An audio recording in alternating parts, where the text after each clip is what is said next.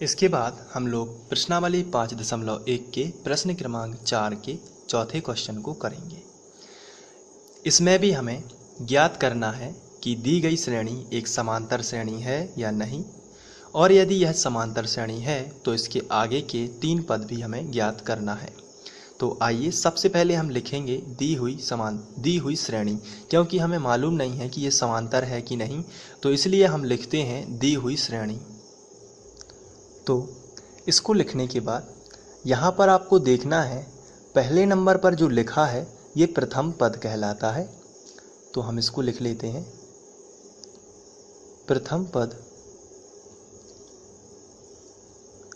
ए से इसे दर्शाते हैं और -10।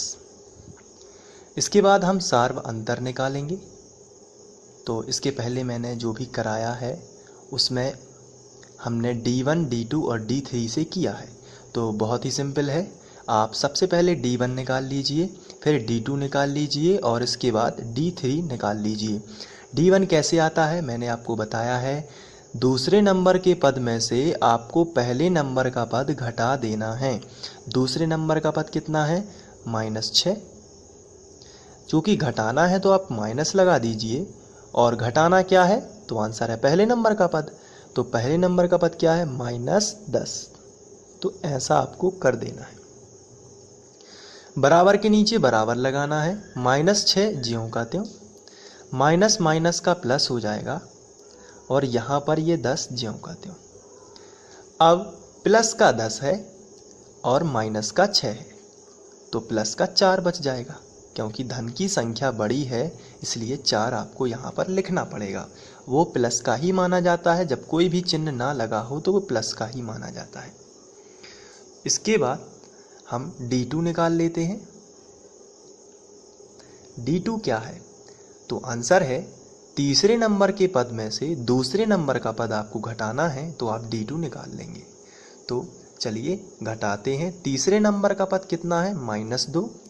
तो पहले हम लिखेंगे -2 और घटाना है तो माइनस लगा देना है, और दूसरे नंबर का पद घटाना है इसलिए -6।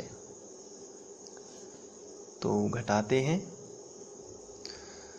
बराबर के नीचे बराबर, -2 माइनस माइनस बनेगा प्लस, और 6 ज्यों का त्यों। 6 में से 2 जाएंगे तो आपको मिलेगा 4। यहाँ पर D1 और D2 तो बराबर हैं।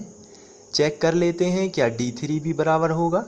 तो इसके लिए हम D3 का फॉर्मूला लगाएंगे। D3 होता है चौथे नंबर के पद में से, यहाँ भी आप देख सकते हैं यही श्रेणी है, चौथे नंबर के पद में से तीसरे नंबर का पद घटा देना, यानी 2 में से -2 घटाना। तो यहाँ पर 2 में से घटाना है -2 को। बराबर के नीचे बराबर, 2 लिखा है तो 2, माइनस माइनस हो जाएगा प्लस, और यहाँ पर आपको लिख देना है 2। 2 और 2 जोड़ने पर प्राप्त हुआ 4। तो यहाँ पर आप देख रहे हैं कि D1 भी हमें 4 मिला है, D2 भी हमें 4 मिला है और D3 भी हमें 4 ही मिला है। इसका मतलब हमें जो श्रेणी दी गई थी वह एक समांतर श्रेणी थी।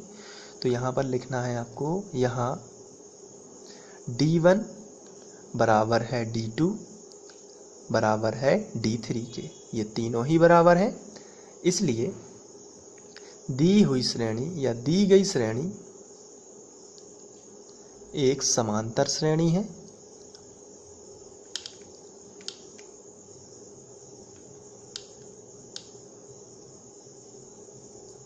समांतर श्रेणी है। जब ये समांतर श्रेणी है तो हम आगे के पद भी ज्ञात करेंगे। तो यहाँ पर यदि हम देखें तो हमें पता चलता है कि हमें 4 पद दिए गए थे और आगे के 3 पद हमें ज्ञात करना है। आप अपनी बुक में मिला सकते हैं कि हमें आगे के 3 पद भी ज्ञात करना है। तो चलिए 1, 2, 3, 4, तो हमें 5वां पद, 6वां पद और 7वां पद ज्ञात करना है, तब जाके आगे के 3 पद ज्ञात होंगे। चलिए 5वां पद ज्ञात करते हैं। तो हम यहाँ पे लिखेंगे 5वां पद, और 5वां पद का फॉर्मूला होता है, मैं पहले भी आपको बता चुका हूँ, A + 4D। तो a का मान आपको ऊपर देख लेना है कि कितना था। हमने प्रथम पद कितना माना था ये देख लेते हैं। तो प्रथम पद हमने माना था -10, तो यहाँ पर हम प्रथम पद लिखेंगे -10 प्लस 4, और d कितना है, तो हर जगह 4 ही है d, तो यहाँ पर हम 4 लिख लेते हैं। बराबर के नीचे बराबर, -10 ज्यों का त्यों, 4 चौके 16, तो यहाँ पर आपको 16 लिख देना है। फिर बराबर के नीचे बराबर, 16 में से 10 जाएगा तो 6 बच जाएगा।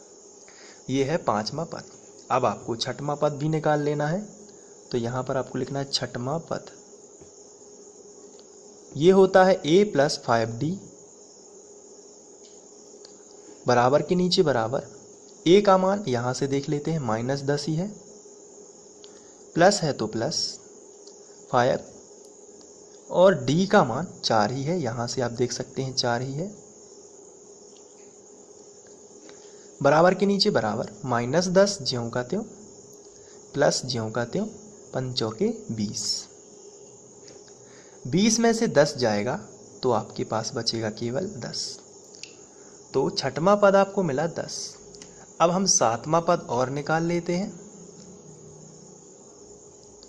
सातवां पद फॉर्मूला होगा a + 6d, इसको यहाँ पर कर देते हैं। a + 6d है, a का मान यहाँ पर आप रख सकते हैं कितना है, a का मान -10 है प्लस 6, और d का मान 4 है। बराबर के नीचे बराबर, -10, 6 चौके 24, 24 में से 10 जाएंगे तो यहाँ पर 14 बच जाएंगे। तो इस तरीके से आप इसको भी सॉल्व कर सकते हैं। Thank you.